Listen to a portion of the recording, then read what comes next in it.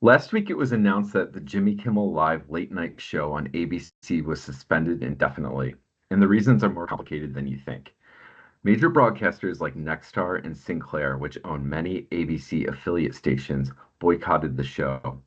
This was influenced by pressure from the Trump administration, specifically FCC Chair Brendan Carr, who criticized Kimmel's comments about the death of a conservative commentator, Charlie Kirk.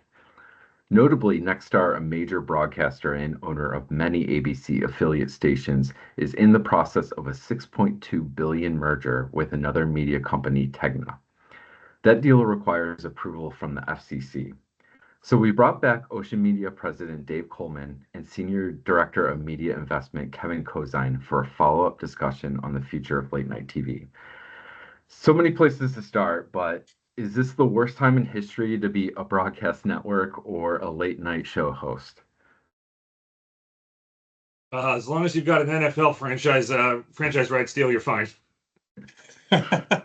Well, yeah, probably so, Kevin.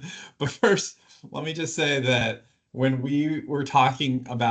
Kevin, the three of us were talking about Colbert and the late night degradation a couple of weeks ago, I did not expect us to be having a follow-up conversation 2 weeks later with another host that ended up getting shut down. So this is definitely an interesting conversation for us to be having for sure. So I'll start with you, Kevin. What does this development reveal about the financial power dynamic between major networks like Disney's ABC and their local affiliates? Well, I'm actually kind of glad that the subject of affiliates has come up, because what it reveals is that it's complicated, right? But I think that sometimes we forget just how powerful and how big a part the affiliates play in all of these conversations, because the way this started, after Chairman Carr's comments, obviously two major affiliate groups that are not owned and operated by Disney said we're not going to air Jimmy Kimmel on our stations, which blacks him out in certain parts of the country, which also affects the advertising rates that people had already paid for, because they're now getting less audience. So that puts Disney on the hook. So the short answer is it's very complicated. Yeah, and I think that to a lot of people, they probably weren't aware of that dynamic where Disney or CBS or anybody, they don't own all of their own stations. They don't own all of their own distribution. And so it adds a different dynamic, and, all of the regulatory pressure and rules that are in place behind that. It's kind of exposed all of that to a lot more people than probably knew about it beforehand. Ironically, one of the bigger issues, or the big issues when David Letterman jumped from NBC to CBS, was going to be affiliate clearance. And in his first year, I think he only had like 65% of affiliate clearance, which is low, but he was able to get that up. So it's kind of interesting for those of us who follow television to now see these things come out in the mainstream press, or outside of our community. Interesting. Dave, with regulatory pressure shaping what can and cannot air on broadcast, does that make digital platforms with lighter oversight more attractive to brands and advertisers despite concerns about brand safety? Yeah, I mean, look, digital platforms, YouTube, social media, more and more people are consuming content and consuming their news from those sources. That is an increasing trend, particularly amongst younger audience. I think one of the elements that broadcast always had going for it was that there was a certain brand safety and neutrality, maybe I say that in quotes, like neutrality to it, where it was going to be a little bit more of a balanced view. You knew that it was going to have a certain brand safety quality to it. That now is starting to unwind, at least to a certain degree. And I think that is going to make for advertisers continuing to push dollars and consider, things that are on digital on a similar similar playing field to what they see on broadcast. It doesn't always still alleviate the concern, because a lot of there are a lot of personalities who can be controversial, who also have digital platforms and advertising attached to that. So there there's still a risk there, but I think I agree with you, Dave, that broadcast isn't necessarily as safe as it used to be. So it's kind of almost the risk is evening out. We're becoming at least equal. Like you said, Dave, most people assume that their local ABC or CBS station is owned by the network, but in reality, companies like Nexstar and Tegna control many of them. Dave, if Nexstar's acquisition of Tegna goes through, how does it impact broadcast television going forward? And also, is this legal? That's good. Yeah, you're right. I think again, a lot of people I think assumed that local stations own or national stations owned most of their local affiliates. Typically, they own a lot of the big markets, New York, LA, but the smaller markets, even medium-sized markets, are owned by uh, Nexstar, Tegna, Sinclair, Scripps owns a lot of stations as well. So there's a handful of these larger companies that own a lot of those affiliates. There were some rules that were put in place back in the 90s. Actually, they were put in place way before that, but then kind of renegotiated in the 90s, where no affiliate was allowed to have more than 39% market share of ownership of stations. Um, and with this Nexstar Tegna deal, that would make them to have over 39%, which means that it's going to face hurdles from a regulatory perspective. They were, even before this, they were expected to overcome that and they were expected to get approved. But with this deal, they would then have between those two stations 80% reach amongst US households. So it is a big deal. It is unprecedented to a certain degree in terms of this ability for them to be able to do that. And I think what they're doing is essentially, in many ways, flexing their muscles already around the power that they have now, and then power that they will have in the future. If you look at it from a political lens, it's also kind of them signaling that they might use that in ways that would help the current administration. And again, I'm not trying to advocate one way or the other for that. I'm just saying like that is one viewpoint that can certainly be articulated there as well. Kevin, with late night ratings already dwindling, does the FCC's move against Kimmel highlight just how fragile the economics of these shows are, and it doesn't make it riskier to spend brand dollars there? Well, it's interesting because traditionally late night hasn't necessarily been an area of risk, in terms of controversial content or anything like that. You think back to Carson, even Letterman. These were relatively safe places for especially for movie studios. So stars come promote the movie.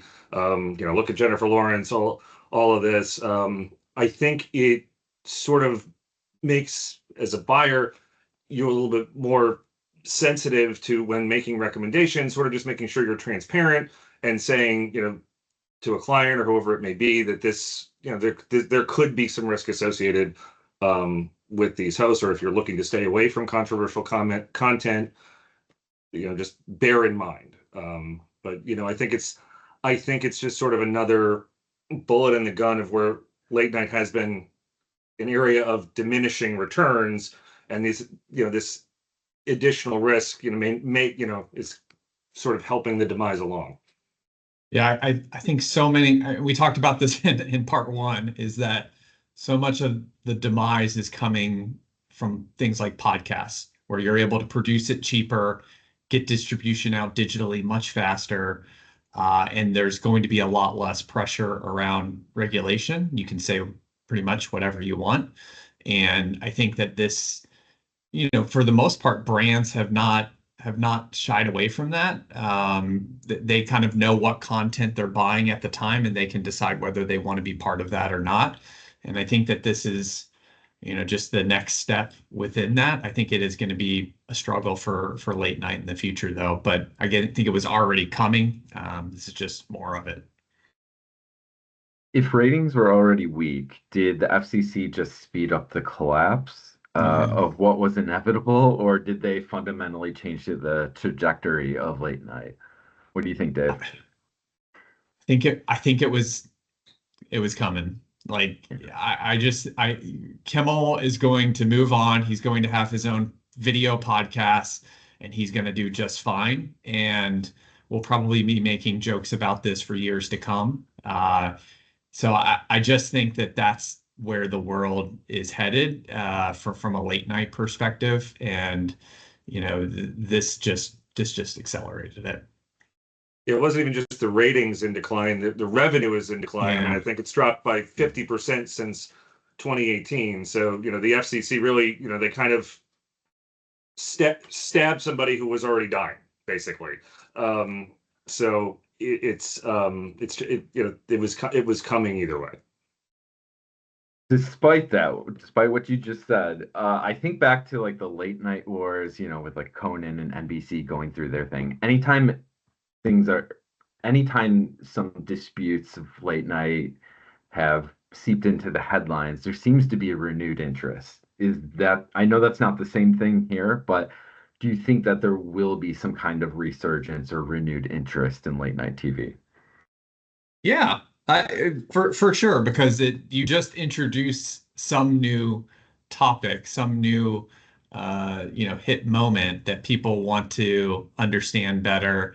I think people are going to want to see what are they going to put there right now instead. How does Kimmel respond? What media channels does he respond to? How do the other late night hosts respond to this? What do they do on SNL? I could see an uptick on a lot of ratings in all of those different areas because of this. And again, it'll be a little bit of a flash in the pan, so to speak, but I definitely think we'll see an uptick. Yeah, it becomes a situation where the story around it is so fascinating. You want to tune in and see it. One of my favorite books, and they made a movie out of it, was The Late Shift by Bill Carter, about the original late night wars, and then he did a follow up in 2010 about the Conan O'Brien Jay Leno situation. So it really, which ironically Jimmy Kimmel played a little bit of a part in. So I remember that. It's kind of funny. I think to Dave's point, there's ebbs and flows. So I feel like this whole thing may have actually slowed the decline a little bit because there'll be renewed interest if and when Jimmy Kimmel comes back, and to see how Stephen Colbert reacts, and etc. On the other hand, will viewers perceive this as the final straw, proving broadcast late night no longer reflects culture, but instead reacts to political and regulatory forces? Kevin, what do you think about that? I don't know if that's the case, and I think late night television can still reflect culture. It's just in some cases when you're skewing towards one viewpoint or the other, it's a different culture, right? So I don't know if that'll necessarily play a part in everything. I think the biggest part of this decline has just been the model where people are consuming this content, and it's online and podcasts and YouTube, etc. I feel like late night host used to be more invincible. Like if you rewound this 10 years ago and the same thing happened, Kimmel would not get canceled. It wouldn't happen. I think that it because of the finances aspect to it, because of better or worse, like all our current political environment, there's just a lot more pressure on that. And I think Disney ultimately felt that pressure, both financially as well as politically, and decided to cancel it. And now they're facing the heat, right? So a lot of people are talking about boycotting them. There's a lot of now on social media, lots of different places. And so I think we're going to see more from this, right? More from this in terms of how do consumers react? How does that continue to play itself out? How do brands react to this? I just think that we're going to continue to see more of this continue over the next few weeks. So broadcast television was once responsible for delivering these big cultural media moments which could range from David Letterman having an interview that went off the tracks or appointment television like Lost. Without those consistent cultural touchstones, where should advertisers go to capture moments that feel just as big? Or, is that even a reality anymore? I think it's a change reality. Like we don't have these big moments, as you mentioned, like who shot JR and 80 million people tuning in to find that out. I know who did and why, by the way, if anyone's interested. That's part 3. But Yeah. That's a different episode. Yeah, again, I think it's changing. There are still cultural moments. It's just finding out what they are and going with them. And the Super Bowl and Olympics are still big cultural moments that are still going to happen on broadcast, or at least for the foreseeable future. So I think they'll still be there. They're just it's not as consistent a place to find it as it once was. For example, like comic you used to launch your comedy career if you were on Carson's Tonight Show. That was the place to be. This past year, the Super Bowl sold out, or this year, the Super Bowl sold out. They charged $500,000 more than last year, and they sold it out 3 months earlier. And I think it goes to show you that brand safe cultural moments, there is a huge premium that is put on that. And I think, Kenny, to your point, part of that is because there are less often medium-sized cultural moments, and therefore brands are looking to glob onto and pay premiums for the big ones that they know that they can rely on and plan campaign launches, plan big splashy moments around those. They still exist, but it seems like they're more sports related than they used to be, and that there's fewer and farther in between in terms of like the really big ones. So, last question for you both. How do we, as an agency, guide brands through turmoil or major events that shake up the status quo? Yeah, I think that when we're guiding brands, I think education is a huge part of it, and helping them understand, how consumers are getting their content, what platforms they're using to get their content, how they're thinking about it, how to make sure that you stay in brand safe environments, whether that be on linear television or whether that be on digital channels, YouTube, Meta, etc. Having that expertise around these are the tools, this is what we can use to help navigate around still reaching our consumer, but finding that in brand safe ways, I think is how we navigate it with our brands. Dave, Kevin, thank you for your time, and thank you all for watching. To learn more about advertising trends, brand strategy, and media investment, visit oceanmediainc.com for all the latest news and insights.